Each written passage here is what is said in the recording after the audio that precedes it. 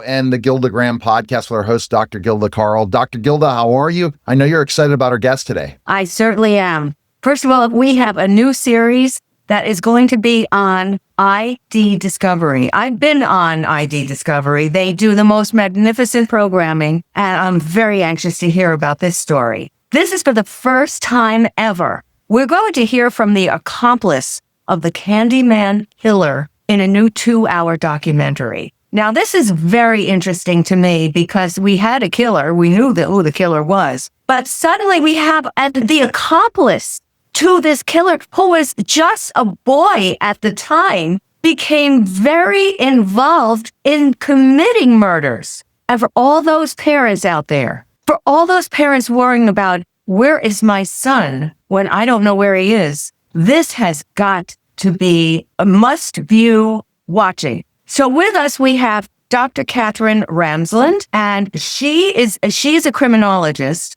and she's going to fill us in on all that has gone on. She has a wonderful background. She teaches forensic psychology and behavioral criminology. She's a professor emerita. She appeared as an expert on more than 250 crime documentaries and was an executive producer on Murder House Flip and some other things. I don't want to spend any more time on that. You will see her shine right now. Dr. Katherine, please join us. I'm here. Thank you for having me. Good morning. Good morning. So, would you tell us a little bit about this amazing new serial killer? It's called The Serial Killer's Apprentice. Could you tell us about the show coming up on ID Discovery? Yes, it started with a book by the same name. And that all started with interviews with Wayne Henley, the second of Dean Corll's apprentices, where we took a very detailed deep dive into his story and how he became vulnerable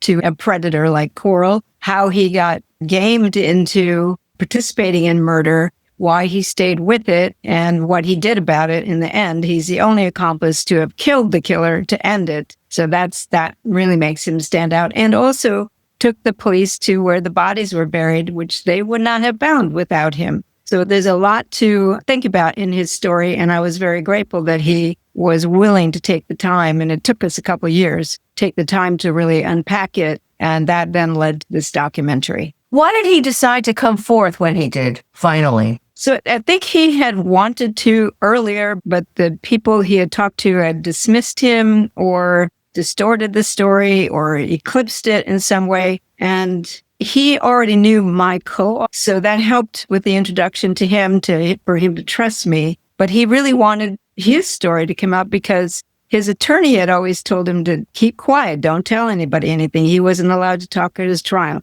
They didn't bring any witnesses forward to talk about him. So he's long been shrouded in mystery, and he's in his late 60s now. He wants the truth of his story to be out there. What did he say was his motive? Initially, he was brought into this for money. Corll had told him he was grabbing like hitchhiking boys and taking them to California to work for wealthy families where everybody won, and that Henley could bring some boys, especially if they're good looking, he could make $200. And then for a kid who's working for peanuts part-time at a gas station to help his mother with his 3 younger brothers, that sounded pretty good. And so he agreed to help. He and Corll brought in a hitchhiker. He left, found out that Corll had killed the hitchhiker, and then told him that you're in this now. There's nothing you can do about it. You're part of a murder, whether you like it or not. And so he got tricked into it and trapped into it. He was told that there was this larger syndicate at work that was watching them, and that if anything happened to Corll, it was going to come back on him. So he's a 15-year-old kid with no resources. What was he going to do? Wow. And was there any parental guidance in this, or parents weren't even involved? His mother didn't even know what was happening. She didn't know it was happening. His father had abandoned the family, so he didn't have that. He had a mother and a grandmother who was raising him. She didn't know because Corll had presented himself as a successful predator will. He had groomed the community. He had presented himself as this nice guy, big brother who was helping her out because obviously it's nice for her to have somebody give Wayne rides places and take care of him. So she didn't know what was going on at all and really didn't have the means to figure it out. Even though Wayne did finally write a confession to her and gave it to her, she didn't believe it. She just thought he was talking crazy. He tried telling his uncles he needed help, and they dismissed him and sent him away. Oh, and this went on for how many years? He was involved with this with Corll for about 1.5 years. But Corll was killing for 3 years that we know of. I'm sure there was more than that. What do you tell parents who send their kids out to go out and play with their friends or hang out with their friends?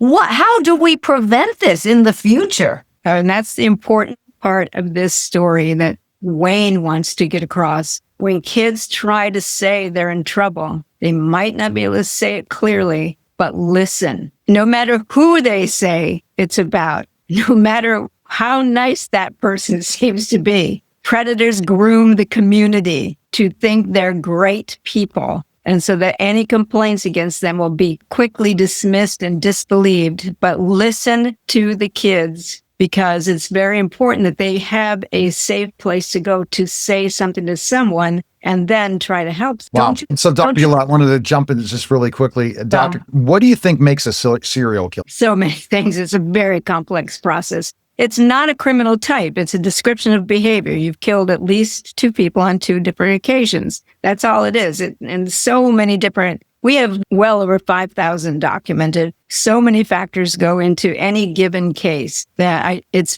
hard for me to give you a general response to that, because I look at the trajectory of specific cases and they're so different one from another. All right. So August 17th, The Serial Killer's Apprentice. 9 p.m. Eastern on the ID channel. Appreciate it, Dr. Katherine. Excellent information. And go to drgilda.com for info on Dr. Gilda. I appreciate you guys. Thank you so much. And good luck with this. It's a phenomenal network, and they do a tremendous job. And I'm looking forward to watching it. 2-hour documentary, everybody. All right. Thanks again, guys. All right. Thanks. That was a special simulcast of the Neil Haley Show and the GildaGram Podcast, guys. Take care.